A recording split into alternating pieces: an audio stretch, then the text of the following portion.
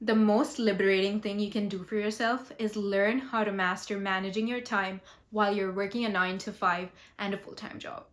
My name is Sana, and I am a full-time project manager, a dancer, and a content creator, and I'm here to share 3 tips and strategies I used in my personal life in order to make sure I'm the most fulfilled version of myself and I'm achieving my goals, as well as making time for my friends and family.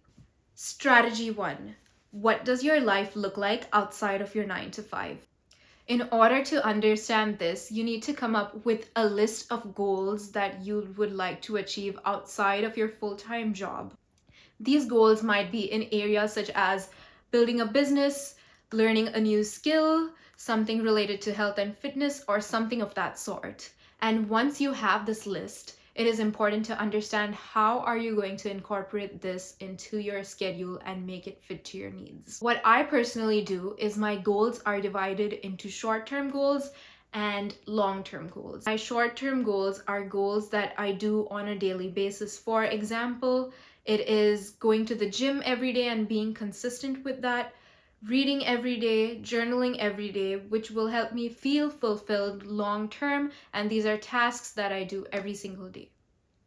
As far as my long term goals, those are goals that I will take longer to achieve, and hence I break them down into smaller actionable steps. And then what I do is I assign those specific actionable steps to a specific day of the week.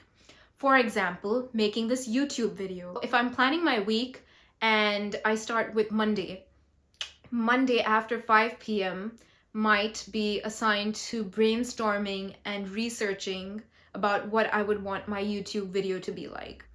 Tuesday might be more about scripting. Wednesday will be about shooting and recording.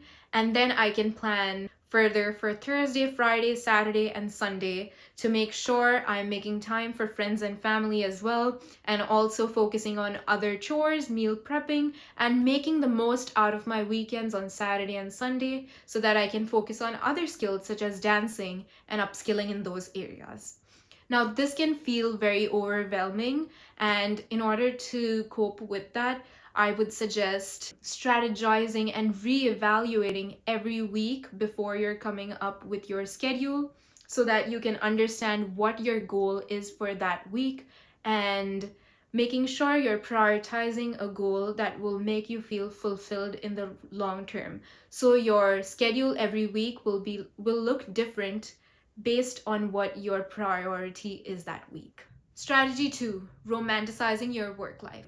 It is so easy to be constantly staring at a screen and to be bogged down by stress and feeling drained. And we don't want that for ourselves. We want to feel revived so that we can do more with our day after we're done working at 5 p.m.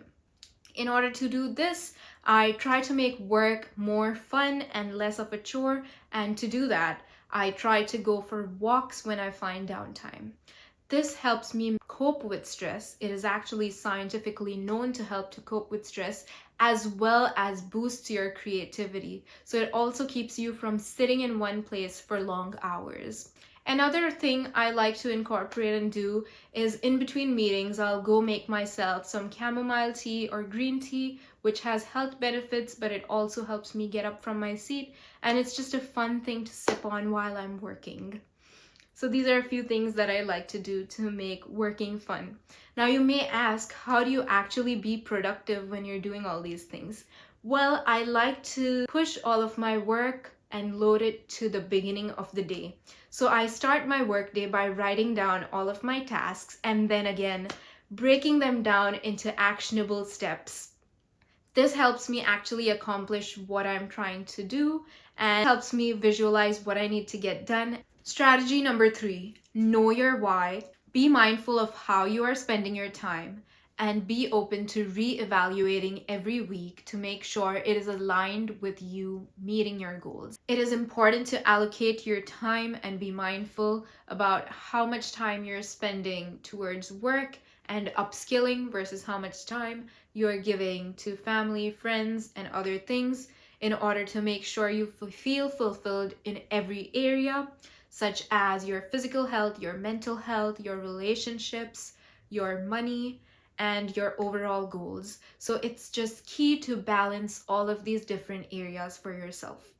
Be mindful about how you're spending your time. If you're scrolling too much time on social media, and maybe you're not holding yourself accountable to tasks you assign for yourself to meet your goals, which is keeping you from being your most fulfilled version of yourself and is sabotaging yourself long term. So the key here is discipline and knowing your why you started. And I always live by this quote which says, you cannot complain about your plate being too full when your goal was to eat. So always keep that in mind. And to summarize this video, here are 3 steps that I will go back to. Number 1 is coming up with a list of goals you want to achieve outside of your 9 to 5 and fitting them into your week on specific days and reevaluating this every single week. Number 2 is enjoying your 9 to 5 and finding ways where you can make it more enjoyable so that it does not feel stressful. And number 3, holding yourself accountable, knowing your why, and just being consistent. Thank you so much. I hope you enjoyed this. I hope to see you in the next one.